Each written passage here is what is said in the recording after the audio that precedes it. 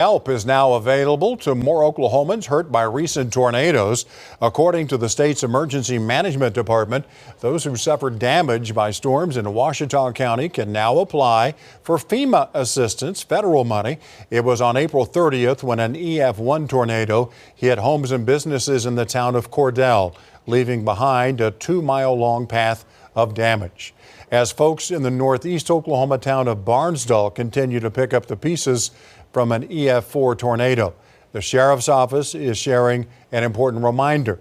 They say those who lost credit cards in last Monday's storm should cancel them right away if they haven't yet, because they were scattered for miles by the wind and the tornado. And investigators say they're now getting reports of tornado victims' credit cards being used fraudulently. That is sad.